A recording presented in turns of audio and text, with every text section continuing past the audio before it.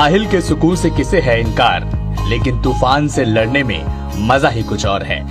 ये शब्द आम आदमी पार्टी के छत्तीसगढ़ अध्यक्ष कोमल हुपेंडी पर सटीक बैठती हैं। ये उनका ही जुनून है कि गांव का एक आदिवासी युवक पहले प्रयास में छत्तीसगढ़ लोक सेवा आयोग यानी CGPSC क्वालिफाई करता है।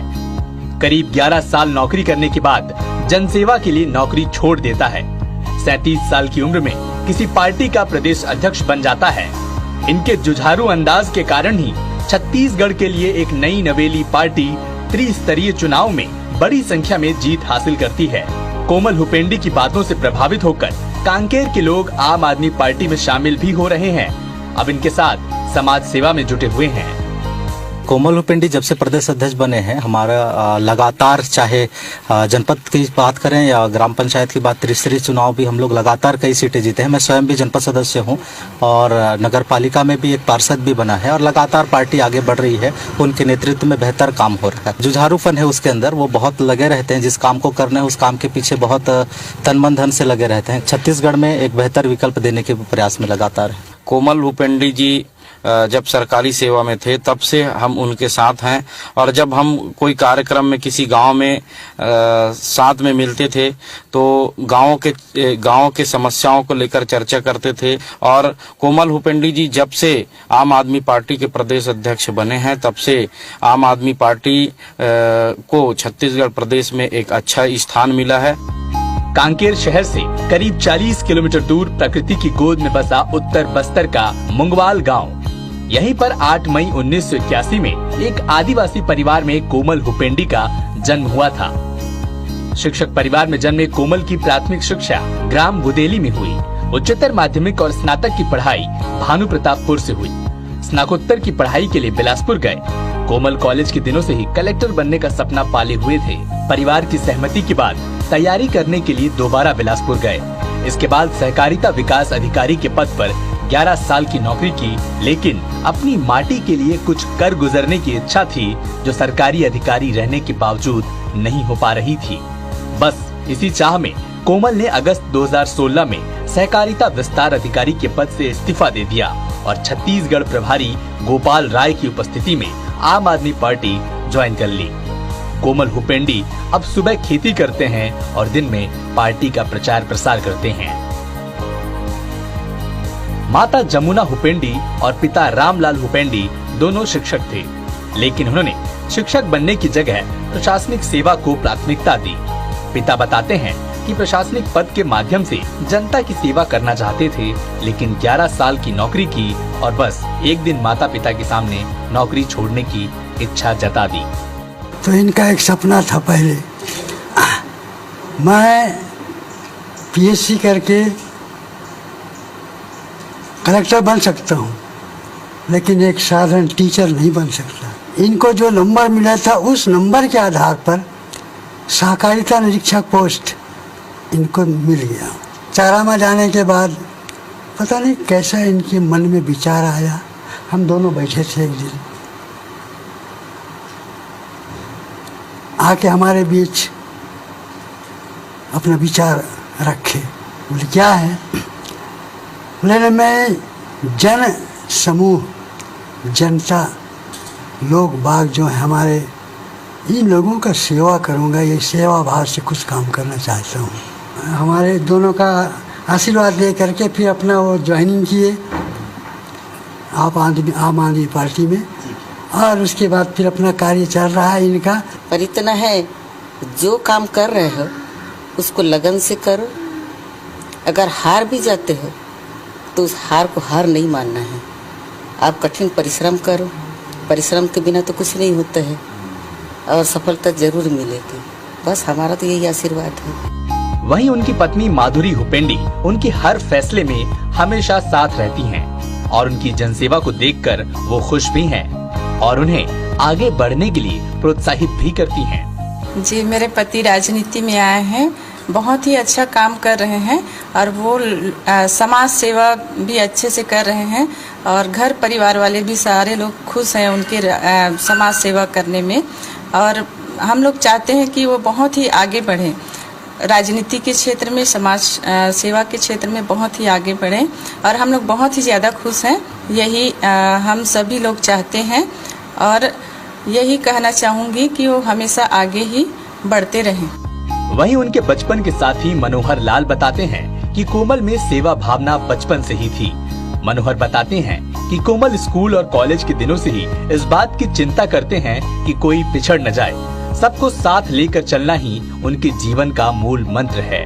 मेरी बचपना से जो है ना साथ पढ़े हैं, 6वीं क्लास से 12वीं तक की, और ग्रेजुएशन भी साथ में किया है।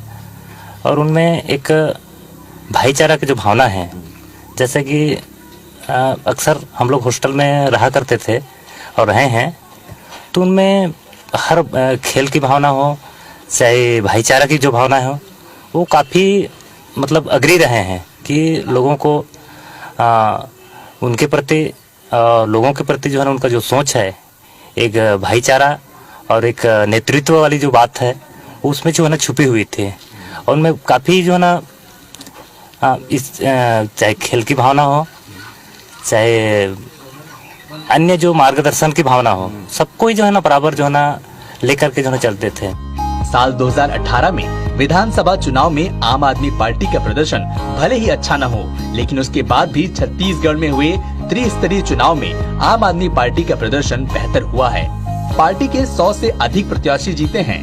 बाकी प्रत्याशी बड़ी पार्टियों के प्रत्याशियों को चुनौती भी दे रहे हैं। उनके हौसलों के कारण ही इन्हें पार्टी ने अध्यक्ष पद की जिम्मेदारी दी है। आम आदमी पार्टी के प्रदेश अध्यक्ष कोमल हुपेंडी बताते हैं कि अगर आगामी चुनाव में जनता आम आदमी पार्टी को मौका देती है तो वे दिल्ली मॉडल के आधार पर छत्तीसगढ़ का विकास करेंगे।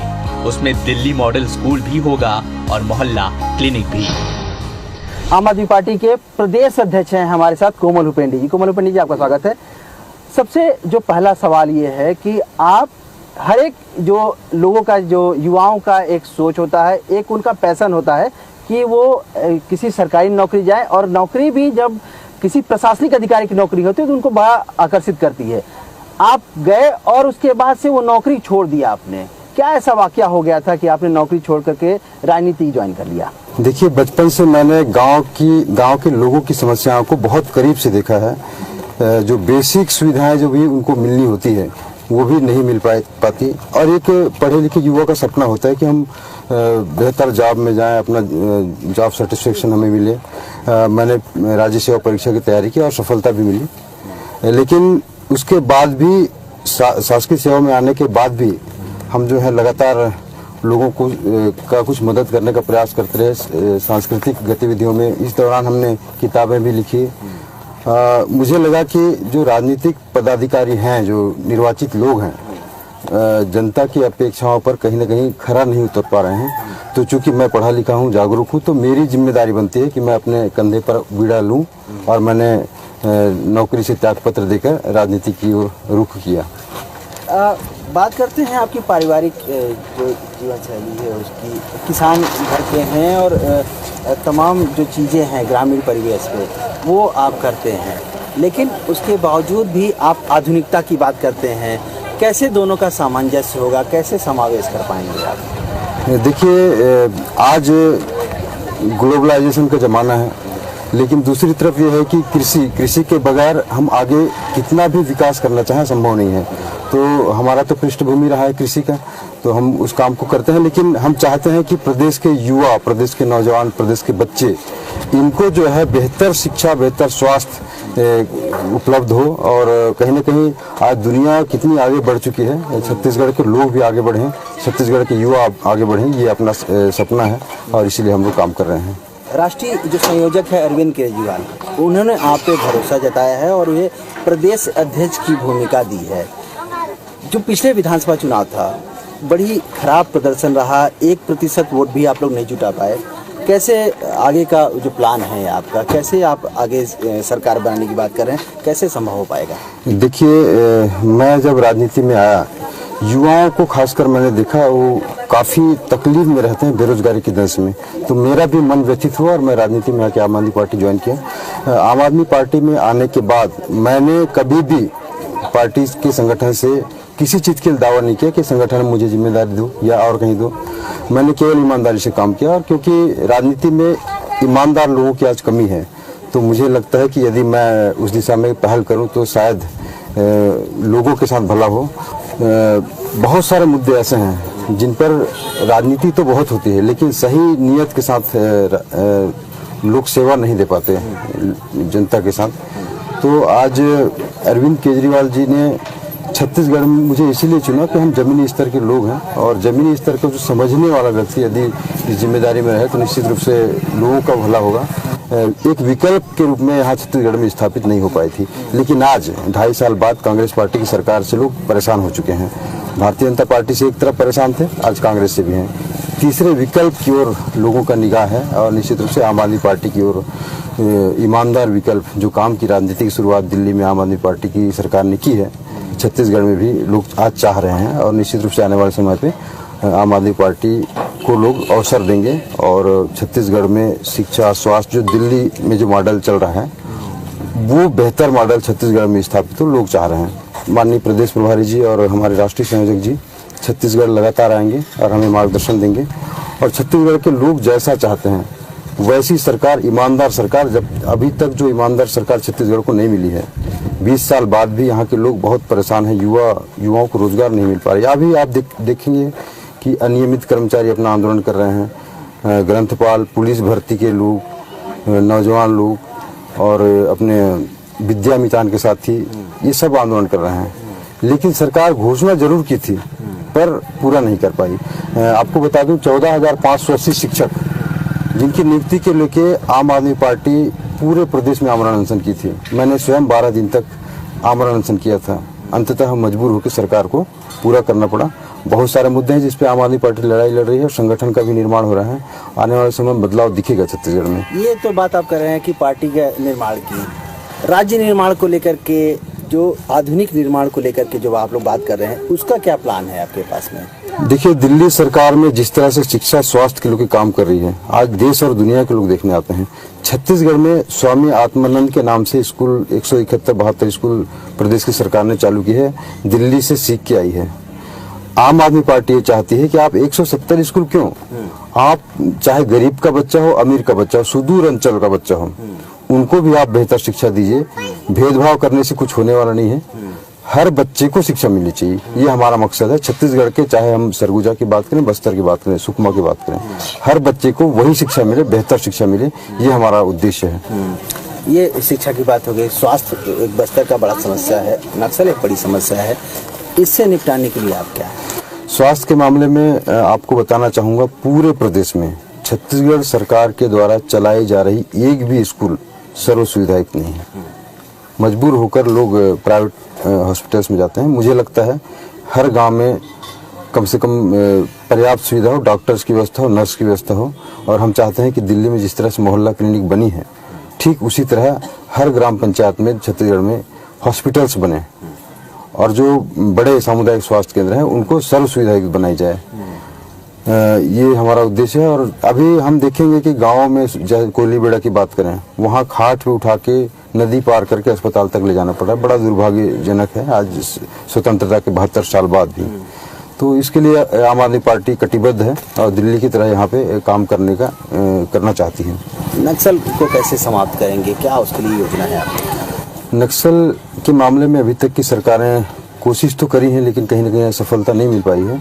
हमारा तरीका यह है कि हम सकारात्मक ढंग से उनसे बातचीत करें, आखिर चाहते क्या हैं, उनसे बातचीत करें और उसका समाधान निकालने का प्रयास करें। निचले स्तर तक सरकार की योजनाओं को पहुंचाई जाए, रोजगार दिए जाएं, तो कहीं न कहीं नक्सलवाद की समस्या पर नियंत्रण लगेगा। तो ये थे हमारे साथ कोमल हुपेंडी, आम आदमी पार्टी के प्रदेश अध्यक्ष हैं। अरविंद केजरीवाल जो कि राष्ट्रीय संयोजक है आम आदमी पार्टी के, उन्होंने इनके ऊपर भरोसा जताया है, चाह रहे हैं कि छत्तीसगढ़ की जनता भी इनके ऊपर भरोसा जताए ताकि दिल्ली का पूरा मॉडल ये छत्तीसगढ़ में भी ला सके। आज के लिए इतना ही, अगले फिर एक नए एपिसोड के साथ, नए चीवर के साथ आपसे मुलाकात होगी। तब तक के लिए मुझे दीजिए इजाजत, नमस्कार।